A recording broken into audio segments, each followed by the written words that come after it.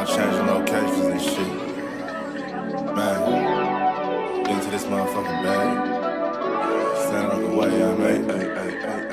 Sacrificing time for this shit. Man, I got a plan. Tried to tell niggas years ago. They ain't understand. Riding by myself in this coupe. I'm all in my head. Everything in life you can't replace. I build relationships. Pretty little smile make a nigga wanna lock it in. We met the same time I lost a friend. We should try again. You been on my mind. You should hop in. I ain't gon' hurt you, baby girl. You know we locked in. Used to be on FaceTime calls on the regular. Never made time, landed on my busy schedule. Now every time I hit the bay, you know I think of you. Working on your brand, love you. Henny the Moore reporting live from the liquor store, man.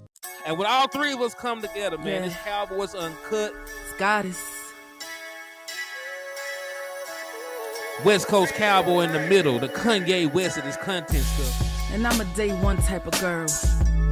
Ain't nothing wishy-washy over here. I don't jump around, stick to one side. Yeah, the silver, the blue, we got them in their feelings.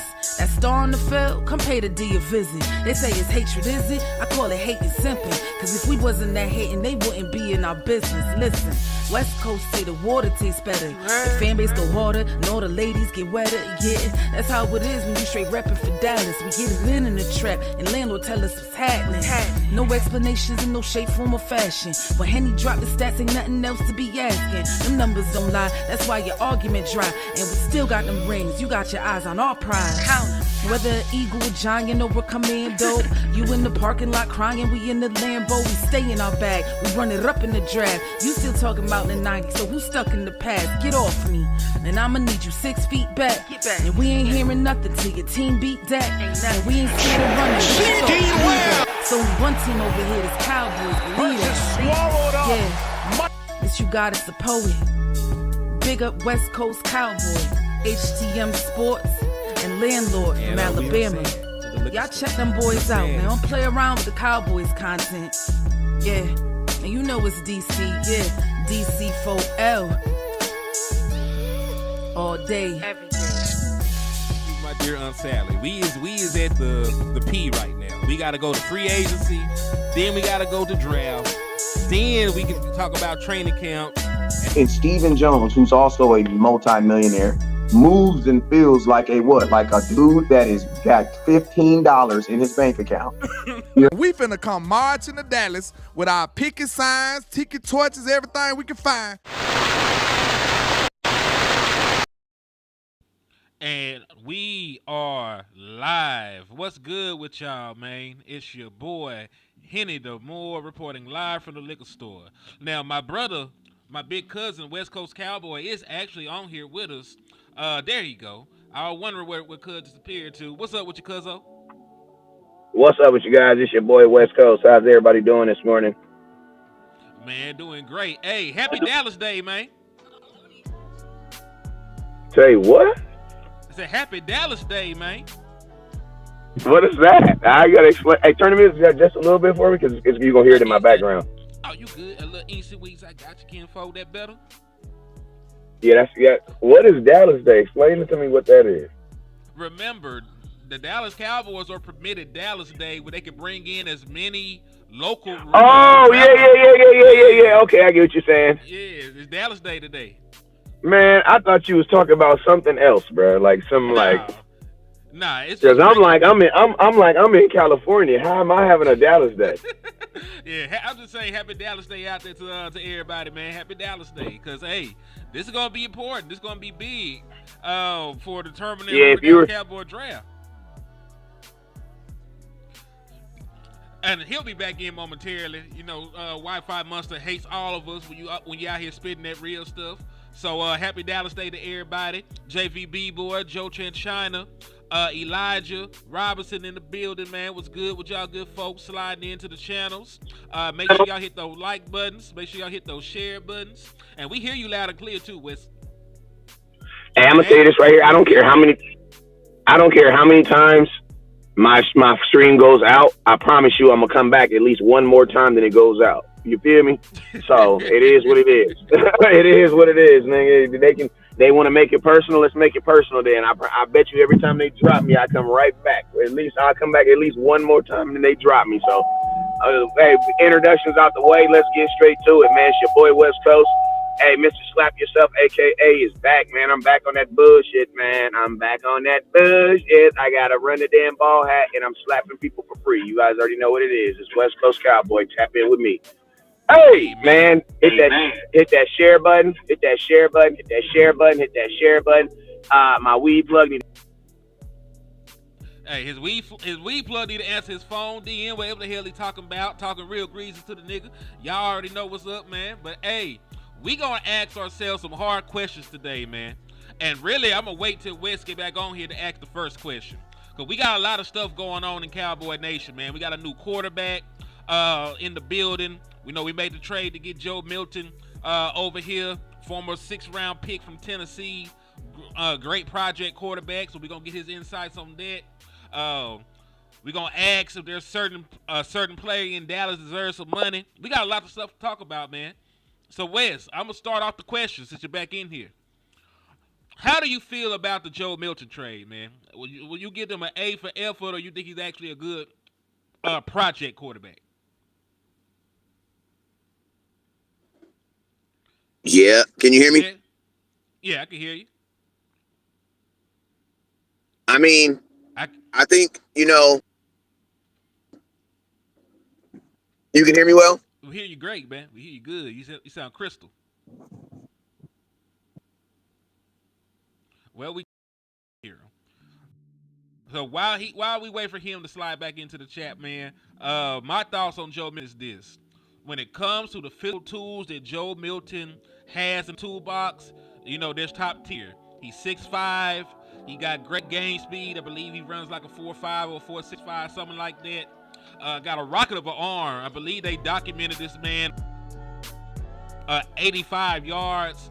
So when it comes to like the physical traits for a quarterback, he has the prototype build, right? He has the big body build, the athleticism, the arm strength, everything you can ask for if you were creating a quarterback on Madden. The issue is everything else. Mechanics, decision making, stuff like that. That's why he's a project. But I like the move because you're gonna get him for 3 years, very cheap contract. The man barely making $1 million a year, so it's a great opportunity to bring in a young prospect with all these physical gifts and traits and have him develop behind Dak Prescott. But what are your thoughts on it, Wes? I just gave mine. I will say this. I hope he don't play. Same. Like in a perfect, like this is what, can you hear me? Hear you great, bro. I mean, in a perfect world, what I would like for it to happen is like he be a project quarterback, not my backup quarterback. You know what I mean? Like I don't mind him being a project quarterback. I just don't want him right now as my backup quarterback because my backup quarterback has to be fairly good because, bro, Dak is missing at least 1 to 2 games every year. So because of that, my backup quarterback has to be somebody that can actually play right now. So I don't mind him being my project quarterback. Listen to me. I don't mind him being my package quarterback. That's what I'm really saying. He can be my package quarterback, but I do have a problem with him being my backup quarterback because I don't believe he's ready to be a backup. Because if you're a backup quarterback, that means you're 1 step away from playing. I don't believe he's 1 step away from being a starting quarterback in the league right now. You know what I'm saying? And I don't believe right now if Dak was to go down that I would feel confident that our season would continue to go where it's going.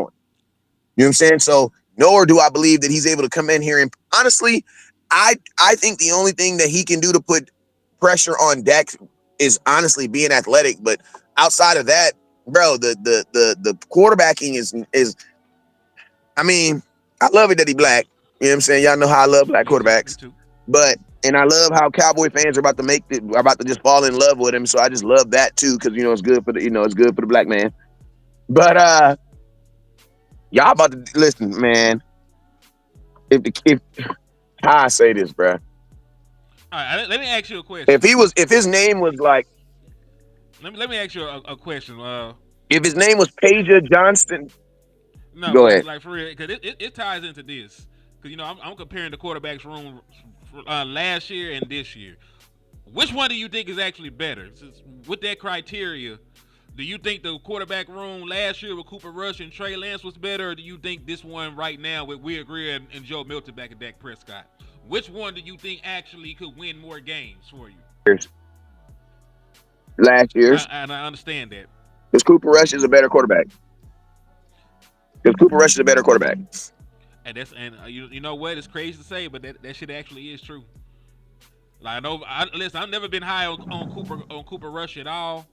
But what I will say is that he has played and won multiple games as a quarterback in the National Football League. I cannot say the same for Joe Milton. I know that Cooper Rush got a little pop gun arm. I know he ain't gonna get the ball far down the field.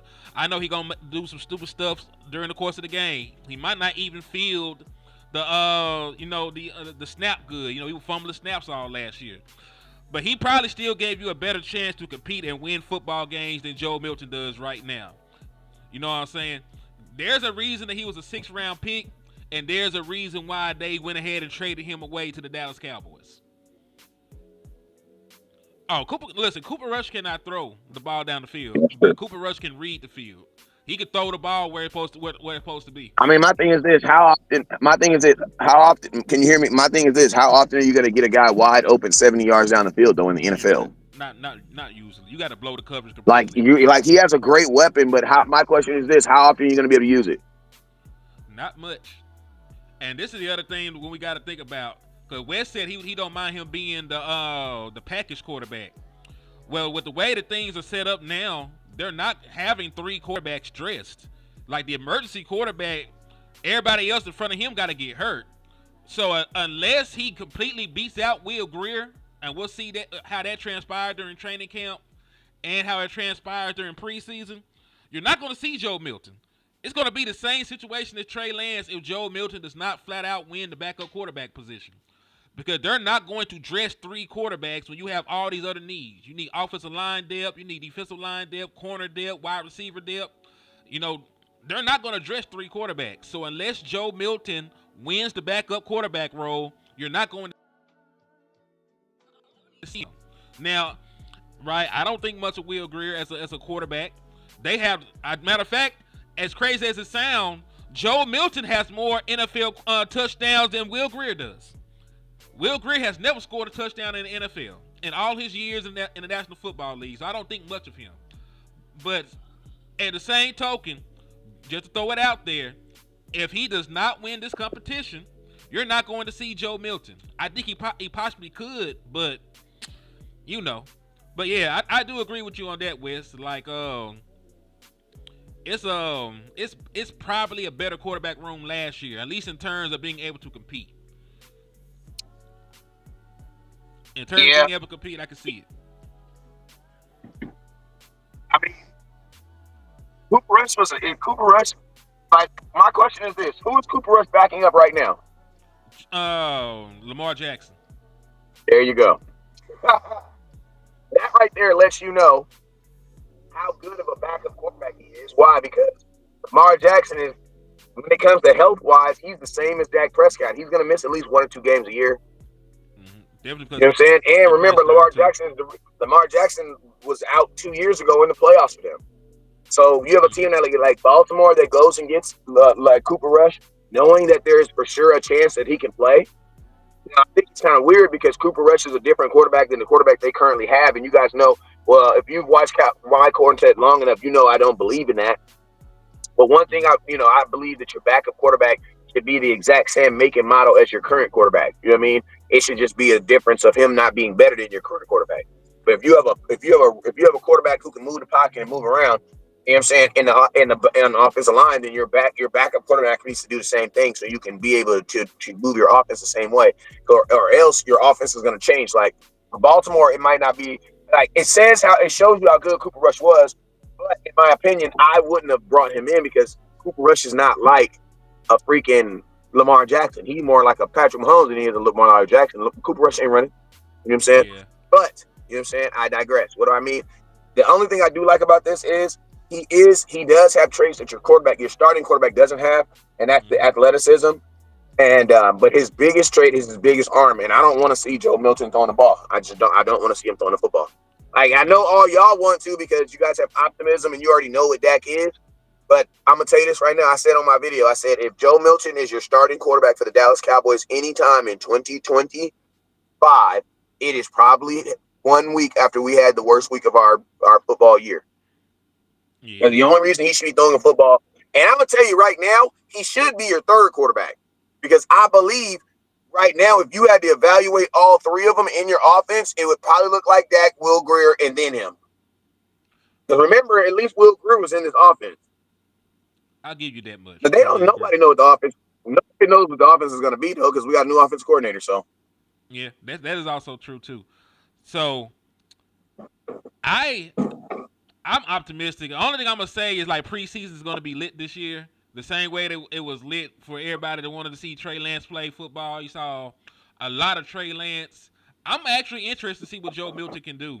But I don't want it to just be the Joe Milton show like it was with Trey Lance. And they just disregarded trying to run the football and establish that early on. Disregarded getting Cooper Rush snaps. I want to see Will Grier play just as much as Joe Milton. I want there to be an actual quarterback competition. Because I want the best backup quarterback playing. If Joe Milton can actually win the job, I'm down with it. You know what I'm saying? But outside of that, don't give the boy nothing. yeah, I'm gonna tell you this right now.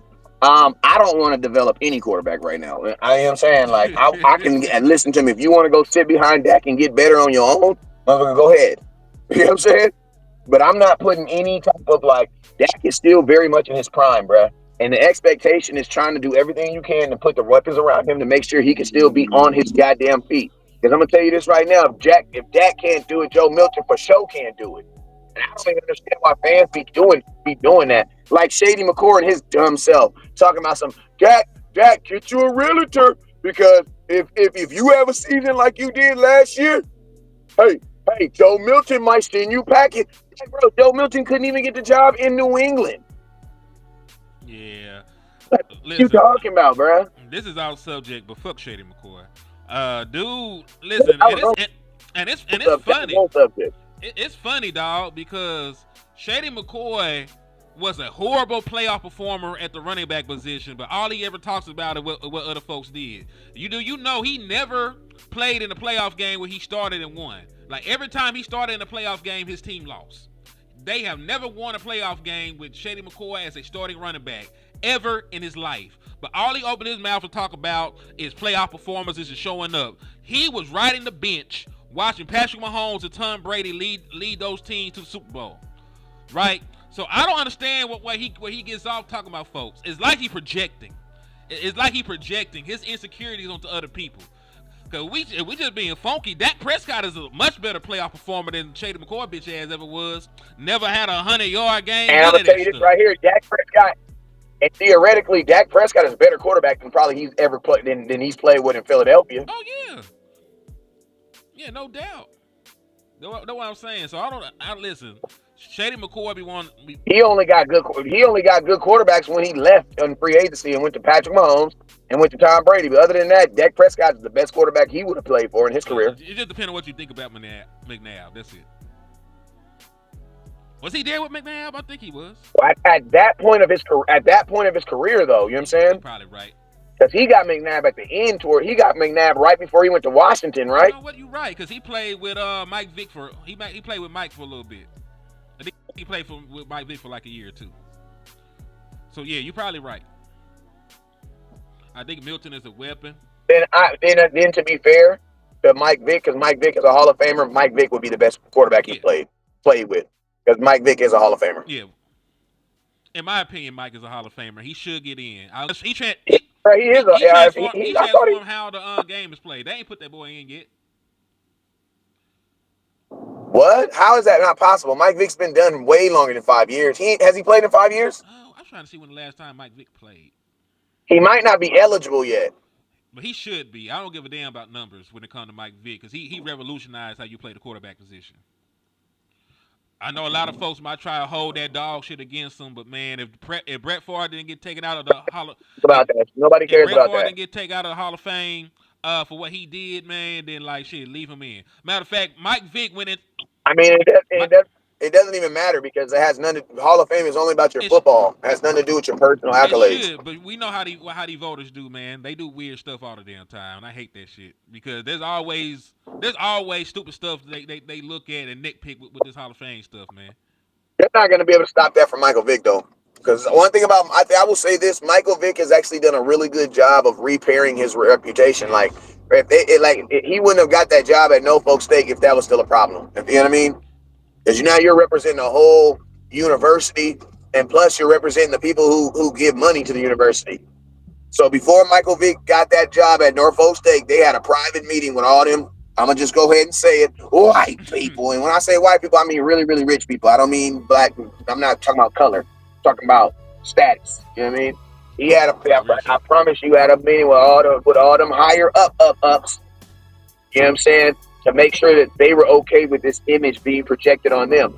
Because it's like, you know, once you deal with somebody on a regular basis, it's guilty by association, or you win. You can win because of them. You know what I mean? Like if everybody knows I do shows with Henny and Henny do shows with me. That means we're associated. So that means if I start wearing Philadelphia Eagles gear, they're gonna be like, "Damn, is Henny an Eagles fan too?" They're gonna be like, "No, that nigga's crazy." Now that nigga West, he needs that dope. He needs some dope. Y'all so crazy. So, hey, Wes, I do got a tougher question than that because I think we are on the same accord with what we think about Joe Milton, right? So, I'm gonna just go out there and say it. There was a tight end that got all. Question, because this is the question I need to ask from you though. Where do you rank him currently? Because I told you my ranking where I rank him currently on this team. Out of the 3 quarterbacks, where do you rank him? Honestly, man, I think he might be able to beat Will Grier, but I got to see him play. I haven't seen enough. It really goes like Dak Prescott. Then we got 2 incompletes. I ain't seen a lot of Will Grier, and I ain't seen a lot of Joe Milton. Dak is hurt. Can he walk, or he just can't walk? Oh shit, yeah. Hey, matter of fact, before we move on, I got a second question for you because I'm not really high on Will Grier. Does acquiring Joe Milton stop you from drafting a quarterback in like the 7th round or 6th round? I mean, if you draft a quarterback in the 6th or 7th round, he's probably not better than either one of those dudes you just said. I think to get a quarterback that's better than Joe Milton and better than Will Grier, you're probably going to have to draft him in like the 5th round. And I'm going to tell you this right now, for people that are saying that he's definitely quarterback number 2, and you've never seen him play in a Dallas Cowboy uniform, and he only played 1 game last year, you're doing exactly what we need to stop and what we said we're not going to do. And you know what that's called? That's called crowning people. You guys like to crown people just because you don't know what they are. Stop doing that shit. That's why we in the situation we are right now. That's why I had people ordering Andy Dalton Cowboy jerseys. That's why I had people ordering Trey Lance Cowboy jerseys. Why? Because you guys like to crown people. You cannot say anyone's definitely something if you've never definitely seen them do it. That's fair. You guys out here saying that he's definitely better than someone. Bro, only thing we know for definite is that you've never seen him do it. Yeah. Like, that's the only thing you guarantee. You've never seen him do it. How are we putting guarantees on stuff that we've never seen someone do? And think about this. In order for Joe Milton to be that guy, he's theoretically going to have to play his best football. So you know what that means? That means that the New England Patriots missed. That's what that means. Just like the Raiders missed on Amari Cooper. What did they do? Because they traded him too early. Amari Cooper still had a lot in the tank. Damn sure a whole lot. So what you basically, we end up winning that trade. So the question is, do the Cowboys see something in Milton that New England, who needs a quarterback, bro? New England needs a starting quarterback and possibly a backup. He has played NFL football, but we have to remember the situation. All those people he played against were backups. The Buffalo Bills had already won a division. They had nothing to play for. Nobody important for that team played. They emptied the bench when Joe Milton played. Buffalo knew they were losing that game going into that game. They didn't need it. They didn't need it. So he played well. Don't get it wrong. I'm not going to take anything away from him. The same way that I crucified Trey Lance for throwing 5 picks in the preseason game, I'm going to give him some love for playing well in a regular season game against backups. But it does not mean that will translate to what we're going to do in preseason, to this offense, or to anything. So let's wait to see how it plays out. Because I would hate for y'all to get y'all hopes up about Joe Milton and that you don't see him play at all in his tenure in Dallas like what happened with Trey Lance. All of y'all were sure that Trey Lance was going to take Cooper Rush's job and then backdoor and take Dak Prescott's job. The man is out of the NFL right now looking for a job. He did not play but one full game for the Dallas Cowboys in his entire tenure here. So that's all I'm saying. Like, we just did this shit with the last quarterback. And I'm not saying it's going to play out like that. I just want y'all to calm down and wait. Just see how it transpires. Because I do like Joe Milton, but I don't want us to set him up for failure either. Yeah, and I'm gonna tell you this right now. Don't think that we're gonna put him in the game and let him Michael Vick either, because that's not his trait, bro. His strongest traits are him throwing the football. Mm-hmm. Listen to me. I love how when people see black quarterbacks, they automatically think they just like Michael Vicks and stuff, and they just be zipping and moving. But guess what? That's also a detriment too, because a lot of times when people think that way about them, they think they can't throw the ball. Like Cam Newton was that first athletic quarterback that showed us that he could come in here and really, because Michael Vick can throw that football too, but Cam can really launch that thing. This kid can launch that thing. Don't get me wrong. He can definitely launch that, but I'm just telling you guys, like, his greatest trait as far as putting the ball 70 yards in the air, how many times are you going to be able to do that in a game? And my time is, how many times is my team? That's not even a philosophy that my team believes in. So it's like, but hey, man, we do have a new offensive coordinator. They said change is coming. So maybe some stuff is changing. But I'm going to tell y'all this right now. I don't want, if any day that you tell me that my backup quarterback is starting for me, I'm not happy. West Coast is not in a good mood. And there's nothing that you could say to me outside of the fact that, like, oh, Dak missed the airplane to get here. We got a charter plane coming. Joe Milton's going to play until then. That's the only time I might be okay. Like, damn. You know what I'm saying? What time they say Dak going to land? You know what I'm saying? But listen to me. If you don't believe it, watch them odds, bro. Listen to me. It's so funny how, like, you know who believes in Dak Prescott a lot? You mentioned who believes in Dallas Cowboys and Dak Prescott more than the Dallas Cowboys do, and more than probably anybody else? You know who? Freaking Vegas. That's my little cousin, bro.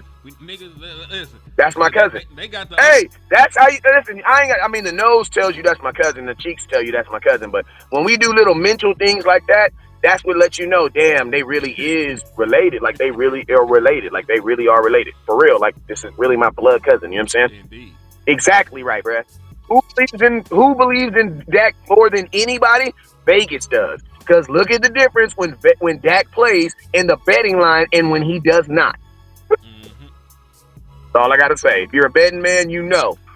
Vegas don't bet against Dak very often. Yo, so let me ask you this question, because we spent a lot of time on Joe Milton. God bless him. Glad he got Dallas Cowboy. But we'll see what happens. We'll see what transpires. And shout out to the black man getting a job, man. I love it, man. Especially at the quarterback position, man. I love it. So I got to ask you about a white man. Oh, y'all, Jerry Jones is racist, guys. Okay. Hey, full black quarterback room damn near. Cause what? Bro, we have a full black What is quarterback room, bro. Is Will Greer white? He a little 10. I don't know what the hell Will Greer is. It depends on if he's getting pulled over by the local sheriffs or if he's getting pulled over by state troopers. You know what I mean? Because if I get pulled over by state troopers and I just smoked, I might be Harold. I'm not West Coast. I don't know who you're talking about. I don't know who that is. My name is Harold.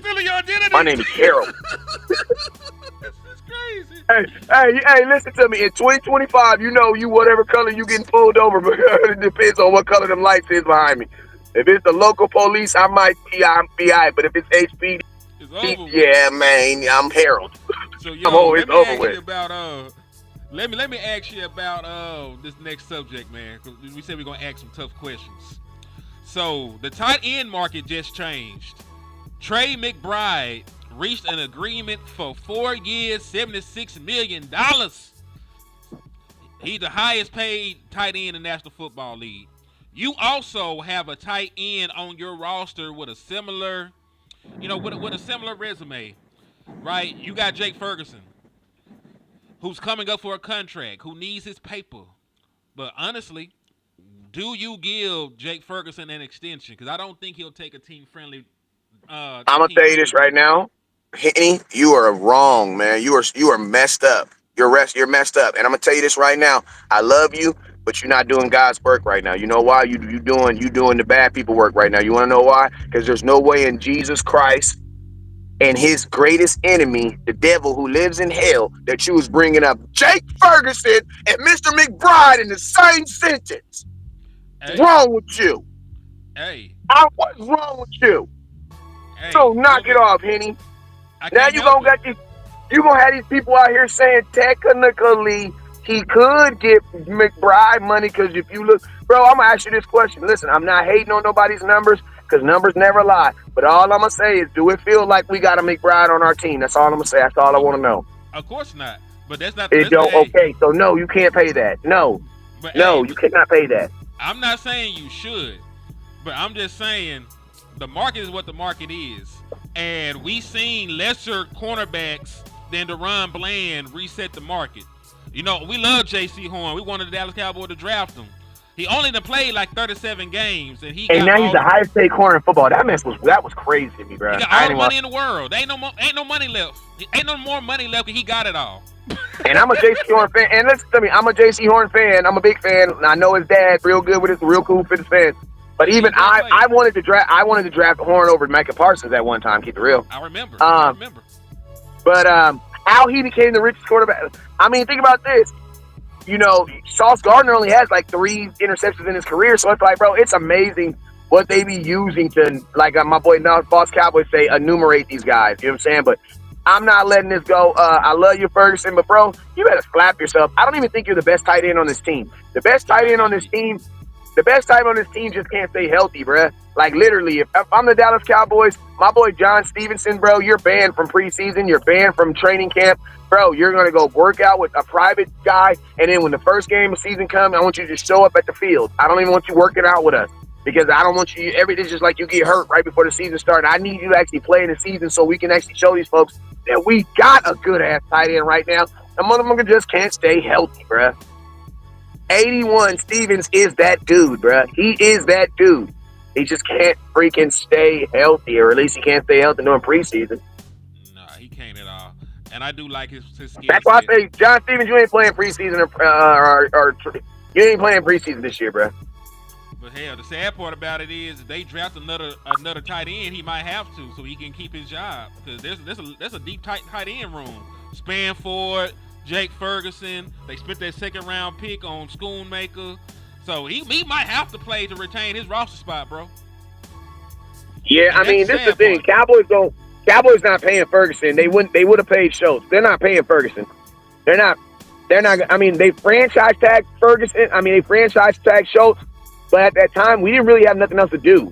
You know what I'm saying? We have a lot of stuff to do right now. I don't see Ferguson getting paid. I don't see him getting paid. And listen, I like Jake Ferguson because I like his mentality. But like I was telling Boss and Land and them, man, he only has one real season of production. He only had like 100-some yards his rookie year because all the shows were still. And that was 2 years ago. Yeah, he went crazy. His second year, he was a Pro Bowl tight end. And then I know he had the knee injury. I know he had the head injury. But he underperformed this year, right? He definitely underperformed this year. So he has 1 year out of 3 of real production, and he's going into the final year of his deal. So I don't know if I could pay him that kind of money. Dog. So we really might have to. The robot voice came, man. You good? I think you got attacked by terrorists or something. It's like a cyber strike.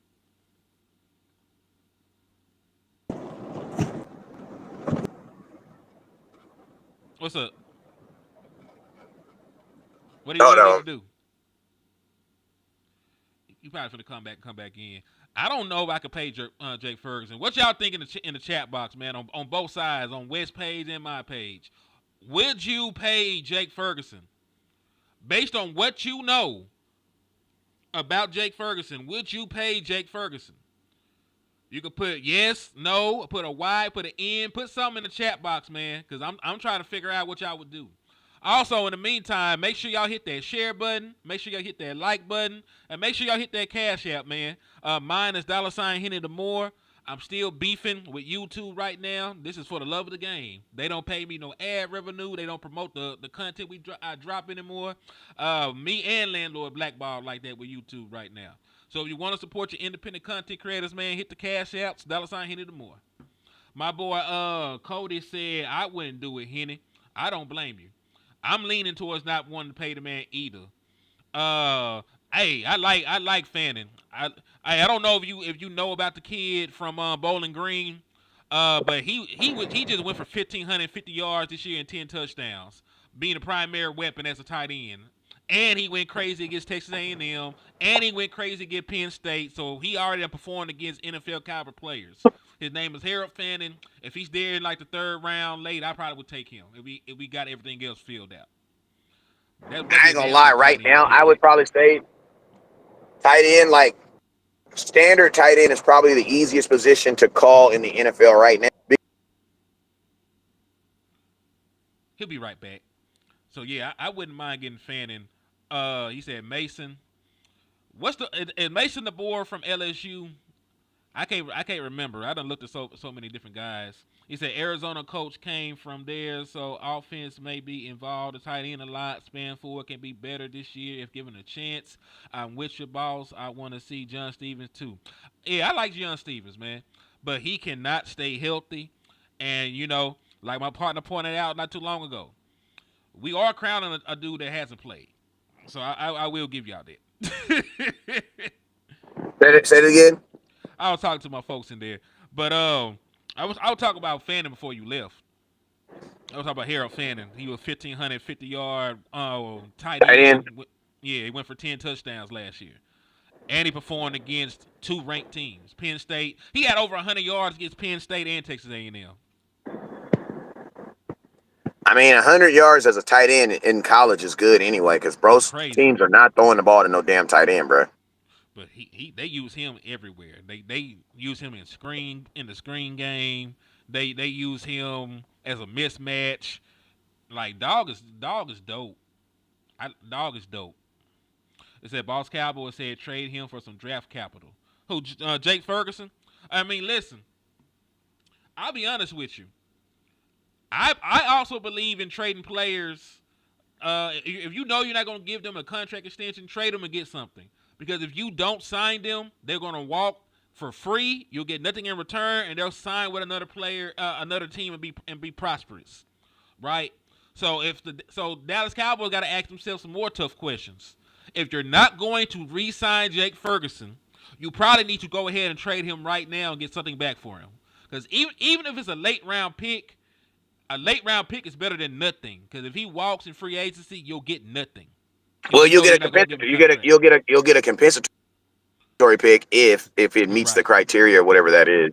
Yeah, and that's gambling. I like having a bird in the hand rather than 2 in the bush. Dallas Cowboys don't though, I don't know why the Cowboys like compensatory picks so much. We're like the only people that see jail as a positive thing. You know what I'm saying? Well, he's in there. I'm just saying, like, for real, like, have you ever met that dude that's like, yeah, man, I went to jail, but, it was good, though, because, when I was in there, my credit, I didn't have to use my credit, and I didn't have to pay for, listen, man, I didn't have to pay for years, dog. 3 years. That's not the way you're supposed to be looking at it. That's not the way we got to stop looking at bad stuff. You know what I mean? Like, some of this stuff is not good. You know what I mean? Oh, yeah, they crazy. I mean, yeah, you're not getting much. You're not going to get much for Ferg right now anyway, but something is better than nothing. Like, let's say we could talk somebody into giving up a 5th or a 6th round pick for Jake, right? The comp for Jake Ferguson might only have been a 7th round pick. So you still won, because if he walked and you only get a 7th round pick for him, and you could have traded him for a 5th, you technically still lost out on the value. You know what I'm saying? So, something to think about. Said they ain't going to move on from Ferg. If he produces 2025, they can franchise tag him, right? If he underperforms again, let him walk. But why would you franchise tag a tight end? Especially when the tight end market has increased so much. right? Because what's the tag for a tight end gonna be this year? Like $15 million. You gonna give him $15 million guaranteed out of the, out of the salary cap? I gotta figure out what the franchise tag is, and I hate using the franchise tag because it's still cheaper to re-sign them. You know what I'm saying? Like you're hustling backwards when you use the franchise tag. Dallas Cowboys love to do it, but there's also one of the reasons why the Dallas Cowboys never sign anybody, but they constantly have cap issues. Dallas Cowboys are one of the cheapest teams in free agency, and they still have cap issues for the very reason like that. They wait to pay people, and they like franchise tagging players. That shit do not work out. I hate doing that, and I hate that they even humor doing that as much as they do. Doing what? Say it one more time. Franchise tagging players. I mean, we just got to stop looking at franchise tag as a positive thing. That's all that is. Like, we're the only people that look at franchise tag as a positive thing. Everybody else they be dreading the fact giving a player a guaranteed money for 1 year. Like, that don't make no, especially in the NFL where everybody is going to get injured you could fake an injury, get injured in the NFL. It's too easy, bro. It's a contact sport. Yeah, cause listen, think about this. They talk about franchise tagging Jake Ferguson. Well, if you franchise tag people in the NBA. They don't even do that in the NBA. Yeah. So think about this much guaranteed money for 1 year of Jake Ferguson. $13.8 million. And that's this year. It'll probably go up in 2026. So if you were to franchise tag him this year, the franchise tag this year is like 13.8. So next year, when you have more cap responsibilities, right? When you have bigger cap hits next year, you're going to give him a guaranteed, it'll be about 14 by then maybe? If it increased by like a hair. I'm good on that. I'm good on that. I'm good on that because that's too much, especially for a player you're not sure about. The question is this: is Jake Ferguson a $13 million player? Not even that he's a tight end, because if he's a $13 million player, you can figure it out. We can figure something out. You know what I mean? My question is he a $13 million player in the NFL? No, he's not a double-digit $1 million player. No, he's not. Yeah, you need a little bit more body of work to say that you are something like that. Bro, when you're making $10 million in the NFL and you play offense, that means you put stress on the opposing defense. I'm sorry, but I don't feel that Jake Ferguson is consistently putting stress on anybody else's defense. So what am I paying? The reason why CeeDee Lamb is making $30-some million is because you have to account for him everywhere he's on the field. Even when he's not getting the ball, you got to know where he's at. Yep. To piggyback on what he's saying about CeeDee Lamb, you got to roll coverage his way. You got to double team him. You got to bump him at the line. You got to read the red. You got to do something to account for CeeDee Lamb.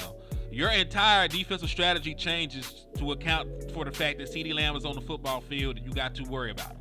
So what Wes is saying is very true. He puts a lot of stress on the opposing defenses because you got to do a lot to game plan for him. Like, you're circling CeeDee Lamb's name every time you go up against him. You got to stop 88. You got to stop 88. You can't let him get think about this. And think about this. When you make that type of money, the question is this. When you're making that type of money, the real question is, can you affect the game even when you don't have the ball in your hands? Like, when you don't have the ball in your hands, what can you do for me? Right? Because think about this. Imagine if you married a woman that could only cook good on holidays. Let's say, hey, we're going to have to pretend every day Valentine's and every night's Christmas. We're going to have to pretend then. Man. So I have a different line of question for Wes. I think we're also on the same accord with the tight end. I think we're on the same accord with the tight end. We don't want to give that man that kind of money. And I like Jake Ferguson. I can't see myself. Yeah, I don't think we can give him that kind of money, bro. And I like him, but I don't think you can give him a contract, especially if it impacts the way that they think about doing these other deals. I need Tyler Smith. Like, I need Tyler Smith. You know what I'm saying? I don't think I need Jake Ferguson. You know what I'm saying? Because they're coming down the pipeline around the same time. Because Tyler Smith is also eligible for a contract extension. Matter of fact, if we talk about impact, I probably will work out something with DeRon Bland before I work out something with Jake Ferguson. Yeah, I mean, man, unfortunately for Bland, I think Trevon, and I think Diggs is Diggs is gonna affect how he gets paid because the Cowboys already have a really expensive corner that they don't know gonna play. And for them to do it twice, even though it has nothing to do with Bland, the Cowboys think like that. I'm sorry. They do think like that. Like, I'm going to just be honest with you. I don't think the Cowboys will ever draft a running back in the first round again, no matter who he is. I don't believe they'll ever do it. Because the Cowboys do that. Like, if a girl in a red dress cheats on Jerry Jones, he for sure is not dating any girl with a red dress. Mm-hmm. That's just what they do. But think about this. But if one girl out of all the women in the world have a red dress on and she do something nice for Jerry, he's gonna think that every girl with a red dress is gonna do something nice for him.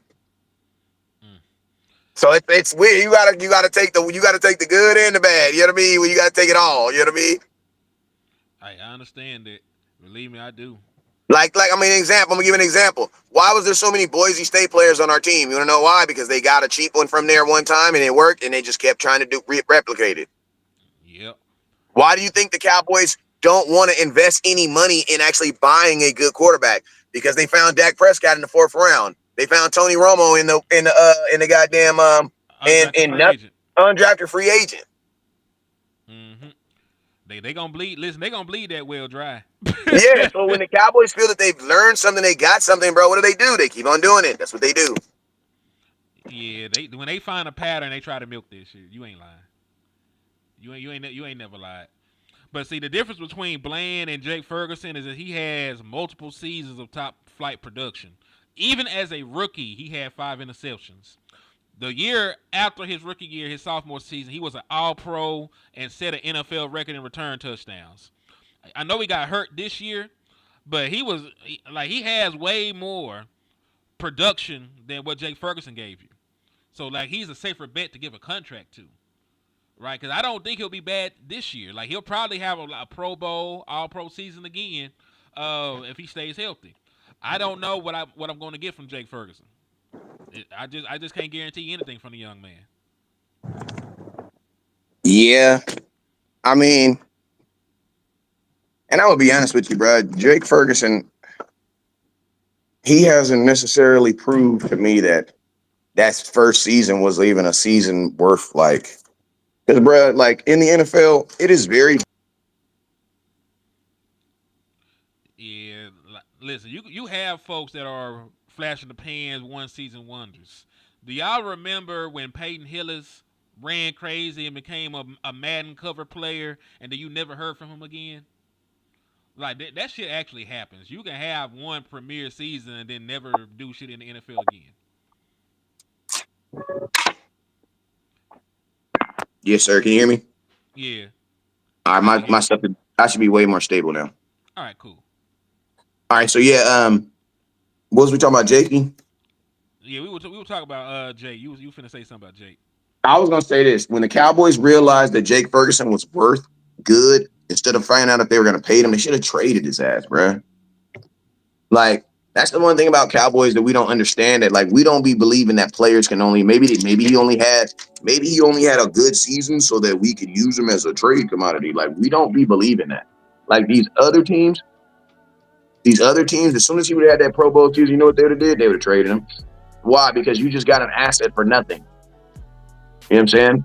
So now you have a guy. Now you're trying to debate if you want to pay a guy who hasn't performed at the level worth paying, but he's still on your team and he's still very much important to what you do on your team.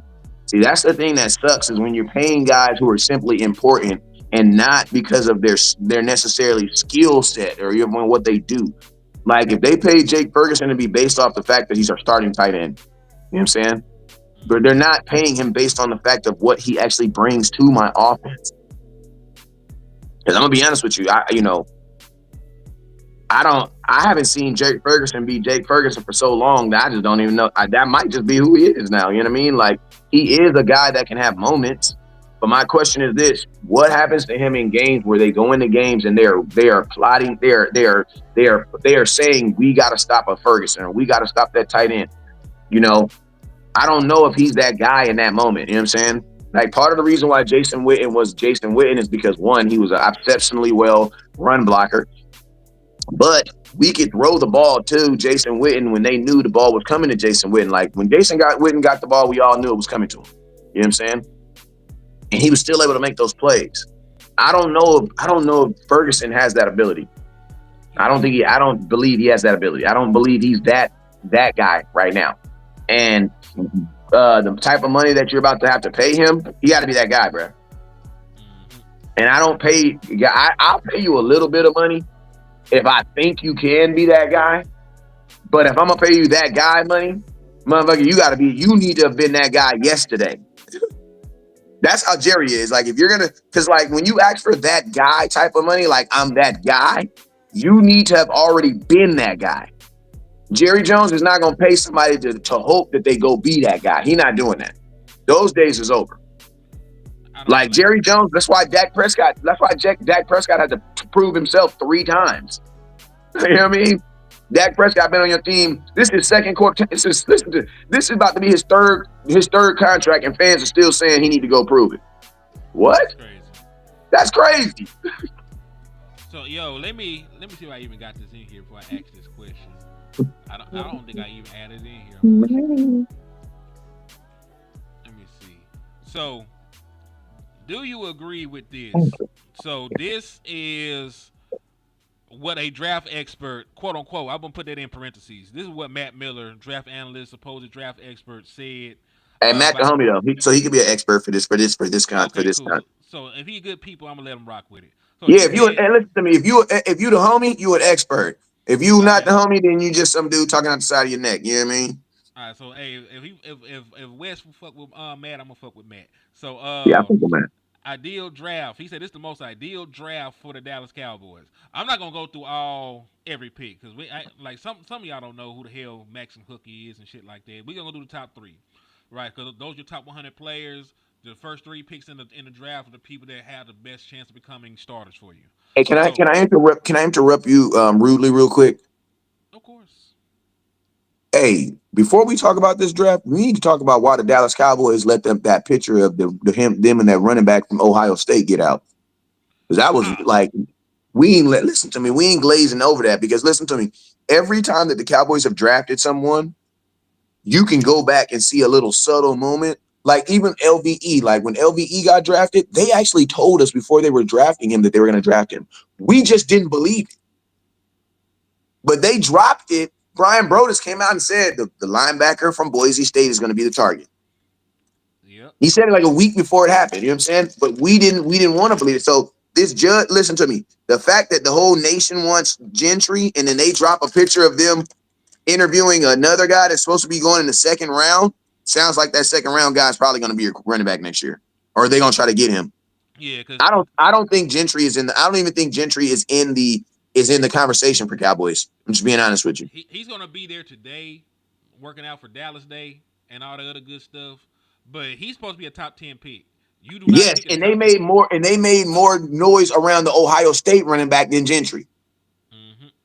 So yeah, I'll say this: your second round pick is either going to be Quinshon Judkins, who took a picture with Jerry Jones, or it's going to be Siobhan from East Carolina, who took a picture with Jerry Jones. But it's for sure gonna. I think you're right. I like what you're saying. I do believe my second round pick is going to be a running back.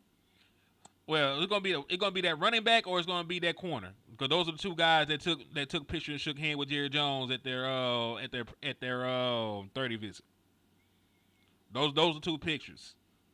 It's Quinshon and it's Siobhan. And listen, Siobhan would be the most dangerous one because of this. He's a guy that might have went in the first round, but he got hurt. You know how they like projects in the second round. I wish they just get the healthy, dominant running back in Quinshon Judkins. That's what I want. That's what I'm pushing for in the second round.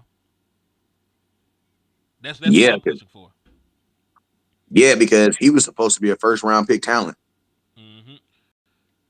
Listen, I love the SEC so much, man, that if you lead the SEC in rushing and you played all these dominant defensive tackles and defensive ends that they're going to end up playing on Sunday, I like you. I would definitely agree with that. That there are certain things that you can do. If you're a starting offensive lineman on Alabama, you're pro ready. Yes. You lead SEC. You lead the listen to me. I'm gonna keep it 100. If you lead the SEC in any positive stat, you're pro ready. If you're the number 1 kicker in SEC, motherfucker, you're pro ready. You're ready. Mm-hmm. You're ready. Those pressure kicks. Those are big ass games, bro. Those 77,000 fans every game. Yeah, you're ready. You're ready. So let's run through this real quick. Matthew Golden at 12, probably the fastest of the first round wide receivers, right? Tyleek Williams, dominant one tech, also has some pass rushing ability. Anchored the middle of the defense for Ohio State, was one of the big reasons that defense was able to win a natty. Dylan Sampson had 22 touchdowns this year, ran for over 1,500 yards in the SEC. So those are the top three. So if that ended up being your draft, West Coast, you have one of the most dynamic wide receivers in the draft. You have one of the best defensive tackles, and you have a very good versatile running back with your first three picks. What would you grade that on a scale of 1 to 10? Well, you know how I am with grading drafts. I don't like grading drafts until after year one, after they play. Because I like to grade them on what they did in the NFL, not what they did in college. But I will say this: if Matthew Golston is my number one pick, I'm gonna be okay regardless, man. Because two things: if Golston is on this team, I do want to figure out the way to get Milton on Joe Milton on this team, because you now have a receiver who can go get that 70-yard pass. Because I'm gonna tell you this right now: if you know what I mean, like, you get what I mean, like, I definitely am gonna try to package him now, because Golden can run. That boy can flat out run. That's what I want. I'm keeping it real. I don't blame you, because see, Golden is like wide receiver 3 for me. But any of the weapons on here, I would do backflips and cry tears of joy. They ended up Dallas Cowboys. You ended up with Ted, Ibuka, Golden. Hell, you could throw Burden in. If you end up with any one of those guys, I would cry tears of joy. The Dallas Cowboys have not drafted a skill position player since 2020 in the top 2 rounds.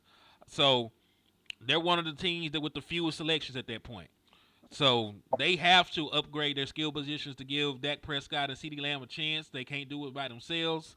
And listen, man, they were campaigning on their off day for a wide receiver. They went out their way to contact what's the boy from the Rams? Cooper Kupp. They went out their way to contact Cooper Kupp, asked him to be a Dallas Cowboy, and Jerry Jones looked them dead in the eyes and said, "Nah, man, we good. We don't need him." So listen, your 2 highest paid players on the offense were campaigning for a running mate, and you told them no in free agency. It'd damn near be a betrayal if you went into this draft and you didn't address wide receiver early. Yeah, what Dak Prescott wants and what CD wants.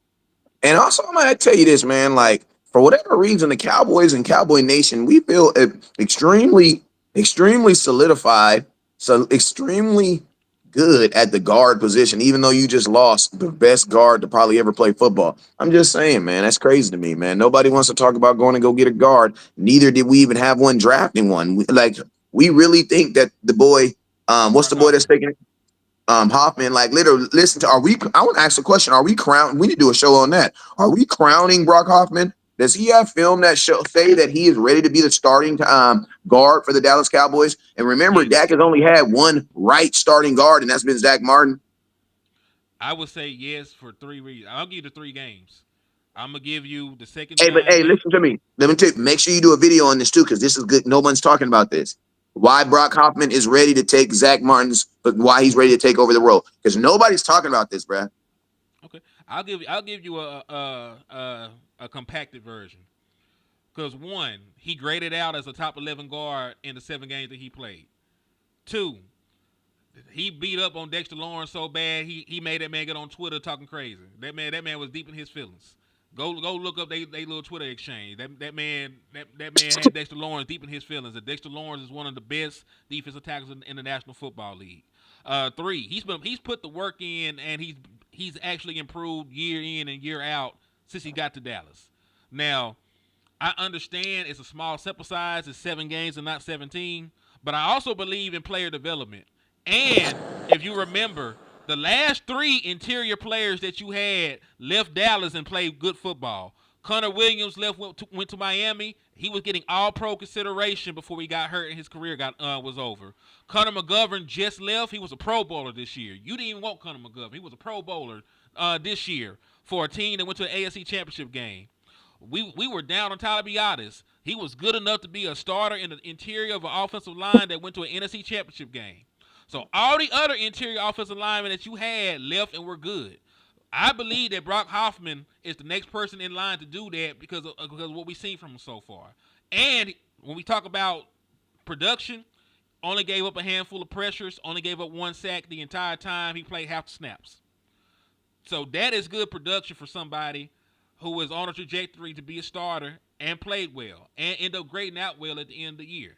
I know that there are a lot of people that want to get a guard, but I'd rather draft and develop. We do a lot of drafting. We don't do a lot of developing. All the developing for the other players end up happening on other teams. That's why they reach their pinnacle when they leave Dallas. Hey, because how can you develop when you're changing your entire staff every 3 years? It's hard. You can't. I mean, you got to think like this. I don't think there's a player on here on your like right now on your offense. I don't think there's a player on my offense right now that's been on my team longer than 3 years or 2 years that hasn't had a different offensive coordinator. Because Dak is now on his what? He's on his like third offensive coordinator now. Third or fourth. Let's go through them. It was Linehan. It was Kellen Moore. Then technically it was He had Mike McCarthy. He had 1 year. 1 year they shared. Remember they shared it 1 year. Yeah, Mike McCarthy called plays, and it was Shotty. Shotty was technically the offensive coordinator, right? And now it's going to be inverse. So now Shotty going to call plays, but Clayton. So either way, it's like 4 or 5 for Dak Prescott. 4 or 5. Well, think about this. How about this? He's had how many different offensive coordinators? Different. Linehan, Kellen Moore, Mike McCarthy, and now Clayton Adams. And we just talk about who calling the plays. So that's what? 4. So, and he's only been in the league 9 years. He's had 4 different people. Think about that. He's been in the league 9 years. He's had 4. That's every 2 years he's averaging someone else calling plays.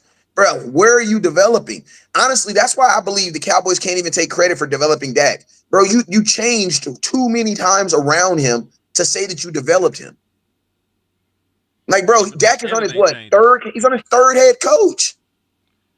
Third head coach, 4th offensive coordinator. I don't even want to guess how many quarterback coaches he's had. Bro, I don't want to guess how many centers he's had. If we factor in injury a lot, because Trav got hurt, then Joe Looney took over. Tyler Biadasz was the center at one point. And then we got Cooper Beebe and whoever else had to take snaps in between then. So there's at least 4 starting centers. That's at least 4 starting centers. Hey JJ, what you mean? What you saying? What you ask JJ? Well, JJ, what you talking about? West Call Gentry, Trenchy, like what he said. Brock Hoffman before and Matthew. He just meddling you. I think he talking about his name. Me saying his name. Listen to me, man. Y'all listen to me. Y'all already know how I am. When you make a play, I will know your name. You feel me? The same thing my mama told me. My mama used to call what she used to call. It was the kicker. I forgot the kicker's name. She used to always mess up. And we were on live, and someone said, "Why your mom always called such and such and such and such? His name is such and such." And my mom said, "Well, if he make a kick, I promise you, I'll learn his name." I'm basically saying, like, what you gonna help me make a dude's name? He ain't even doing his job. Tell him to do his job, and I'll learn his name. So if I'm messing somebody's name up, let them do their job up. I promise you, they come do their job. I promise you, I'll get their name right. I ain't got no problem saying Dak Prescott. Yeah, you mean? CD Lamb running. I got to say their name. Yeah. Hey, you know, hey JJ, I say it how I'm supposed to say. I say it how it's phonetically. But I promise you, they get in the league and they make some plays. I promise you, I'll say their name right. How you say it? It's Gentry though, right? Is it Genty? I think it's Genty. I think it is Genty. What's up, man? I don't think there's an R in that boy's name. Yeah, I think it is Genty. I gotta look. I ain't sure. I ain't 100% positive. Yeah, I've been calling him Gentry. Yeah, I see what. Yeah, you got me on that, JJ. You right on that one, JJ. JJ, like. Yes, indeed, man. Yeah, you right on that one. That was that boy from America, and I got him sounding like he was from Honduras. But yeah, man, it's been about an hour now, man. We can wrap up. I do have a couple things to do. Yes, Lord. Hey, man. Let's run through these comments real quick, and then we get out of here. All right, cool. Hey, I like Amarion Hampton, running back from North Carolina. He's mine. That's actually my guy. The guy I wanted. Like, I think it'd be dope if the Cowboys could get Golden in the first round and then get Hampton in the second round. Bro, you're winning. I fuck with Hampton too. I came into this thing before the fanfare, and I said there were three running backs that had All Pro written all over them. It was Genty, Hampton, and Caleb Johnson from Iowa. I still feel that way about Caleb Johnson, but hell, he gonna be a sleeper for somebody. But yeah, Amari Hampton has all the production. He has the size, the speed. I like him as a running back. You know what I'm saying? Like he does good things with the football, so I'm not mad at him if he ends up being the guy that we take it to fill out that running back position. Yeah, you need some speed when you're a young running back. You got to have some speed, man, because those linebackers, them defensive lines aren't going to show you any type of respect. You know what I'm saying? So you need to be able to, you got to be able to make that first guy miss. Those are guys I believe that can definitely make the first guys miss. You know what I'm saying? Another guy that's a late bloomer is the kid from Kansas. I like him too, Neil. I like him too. I think he's like he wonderful. He's more like an early third round though. You get him in the third, you win it too. Mm-hmm. Yeah, I'll get him. Also, shout out to Andrew Armstrong, man. Arkansas Razorback went to Dallas Day, led the SEC in receiving yards. I know a lot of people don't talk about him, but he's 6'5", ran a 4.5, great catch radius, and he did all that with a run first quarterback. So shout out to Andrew Armstrong and Jaquindon Jackson, running back from the Dallas area.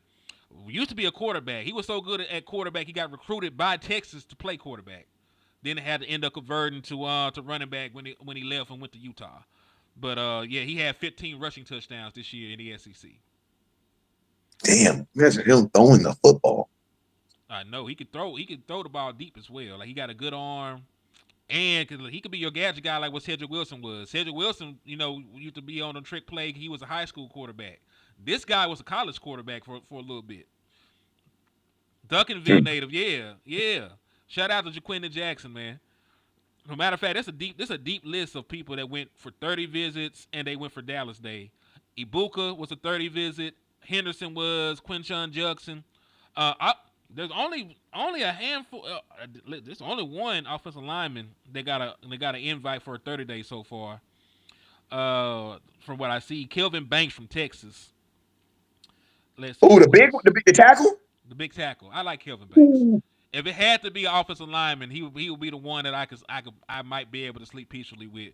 Tech McMillan also was there. Siobhan Revel, Luther Burden, wide receiver from Missouri.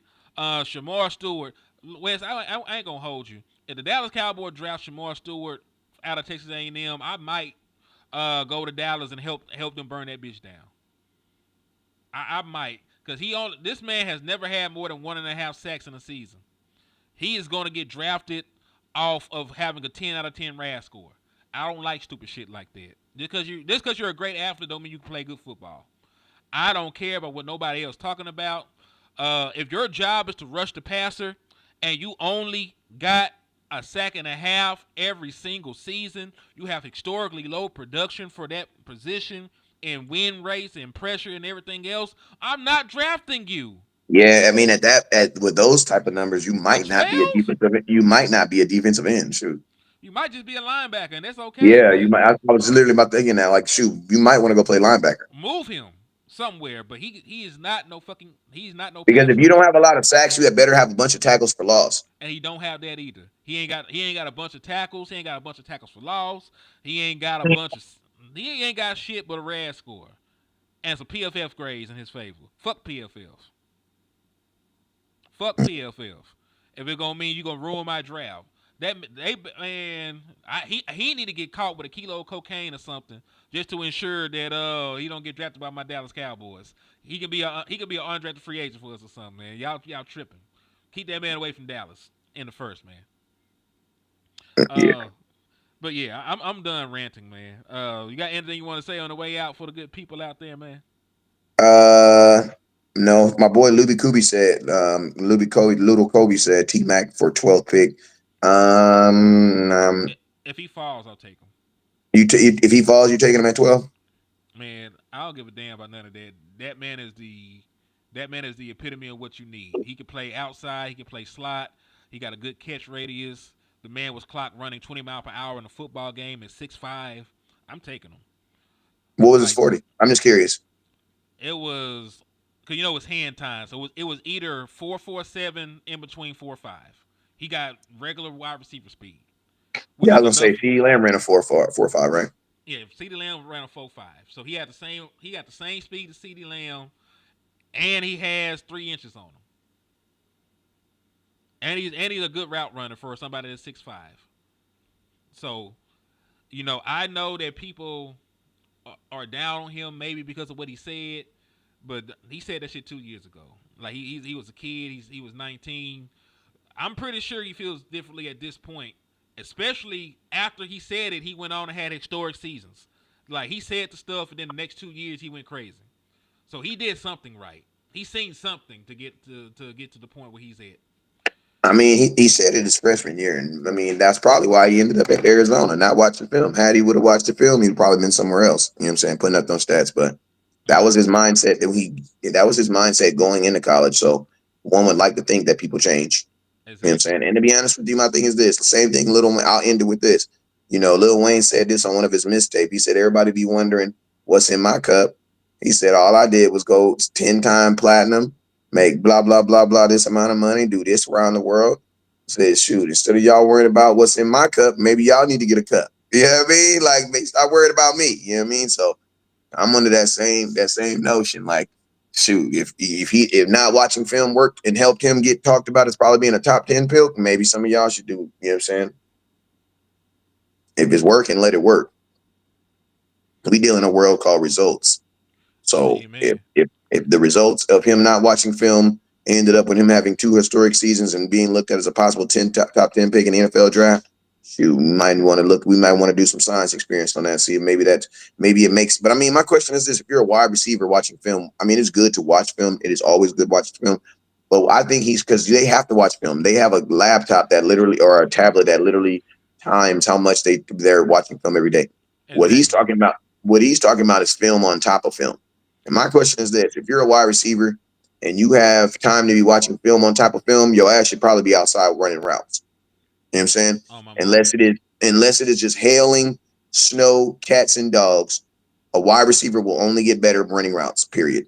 All that watching film is cool, but a wide receiver is only going to get better running routes, period. There's no way around that. So if he's one of those, instead of sitting in a classroom watching film on a DB, I'm going to go outside and work releases, work get-offs, and work them things. I would probably say go do that over watching film, keep it real. Yeah. And like he said, he didn't say he didn't watch any film. He said he only watched films in the meeting room with the other wide receivers. That's all he said. He just said he wasn't taking work home with him. But you got to remember, you're when you play in wide receiver, you're not going against a defense. You're going against a corner and a safety. So it's like when I was a corner and played semi-pro ball, I had a coach named Coach D, and he used to tell me that what's more important for a cornerback when you're warming up is to find somewhere on the field where you can clearly see the opposing team's wide receivers warming up. Reason being is because wide receivers have DNA. You know what I'm saying? They have things that they do on every single play. Whether they're running the ball, getting the ball, pass blocking, they're going to set their feet a certain way. Like if you're run blocking off the outside edge of a receiver, you're going to set your feet differently versus if you're trying to get vertical down the field. Because if you got a run block, that means you're about to get off fast and you're about to go impact somebody. You better go run into somebody, basically, at the wide receiver position. Because, wide receivers ain't blocking no damn linebackers. They just going to run into them for 2 seconds. And if you can get by, then, hey, that's what I got for you. Dez was the last of the wide receivers that run block. But, yeah, you know what I'm saying? So that's what I'm saying. Like, watching film, random film on teams, I don't think that necessarily helps a wide receiver. It'd be more beneficial for him to understand the DNA of the corner he's going against, and it makes more sense for him to understand what he's going to do against that. So yeah, I wish you wouldn't have said it, because it's one of those things like, bro, why would you say that? But because there's no benefit for you actually saying it, even if it is true. Mm-hmm. But I don't mind him saying I don't mind him believing in doing more routes and being outside more. Like I'm pretty sure if you ask Dez, what do you think is more important, watching film on defenses or outside running routes? I can almost guarantee you Dez is gonna say run routes. Even DeAndre Hopkins, but Devontae Adams said it, and he said this 3 years ago. They asked him Devontae Adams. They said, "Well, you were telling young receivers if you only have one thing to do, what's the most important thing to get better?" And you know what he said? He said, "Cut out all that Instagram drill stuff. Cut out all that this that." He said, "Man, just go run routes. There's 9 routes in a route tree. You need every route to look exactly the same, and you need to be proficient in every run. Just go run routes. Run as many routes as you can." And to be honest with you, that's what I do with my sons. Like some days I don't have nothing to do for them. We just go run routes. Like even if we don't even got a ball, we just go run routes. Because at the end of the day, that's what's going to. If you can get open, it doesn't matter if you're fast. You have some guys like Cooper Kupp who are not very fast, but seem to always get open. Yeah. And then being fast don't mean you're going to get over too. Ask John Ross. I mean, yeah, he out the league right now, ain't he? Well, he was the person that had the fastest 40 until Xavier Worthy came and broke it. Xavier Worthy is the only guy with a 4.2 40 that's actually worth a damn. Most of them dudes that be running them 4.2 40s, they be not even worth a damn after they run it. Except for Randy Moss. Like, that man was a freak. Because he ran that 4.2 at like 6'3", 6'4". Like that man, they made Randy Moss in the lab somewhere down there in the country. They ain't telling me nothing. They ain't telling me nothing. But yeah, dog, this been a damn good show, man. I miss doing content with you, cuzzo. We got to make sure we do this shit more often, man. Because hell, it was a vibe. Yes, sir.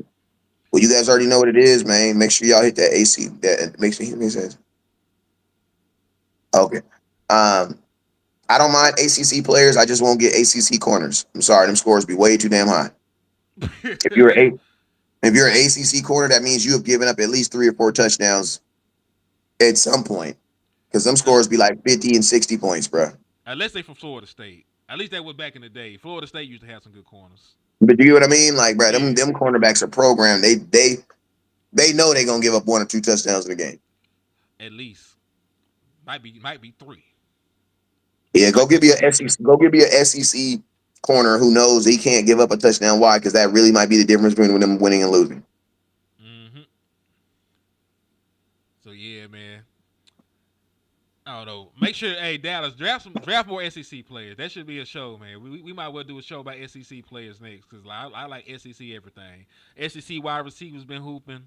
SEC corners been going crazy. Pat Surtain just won Defensive Player of the Year. He from Bama.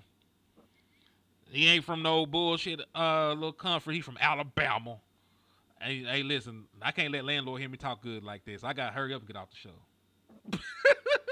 Y'all know what it is. You already know what it is, man. Never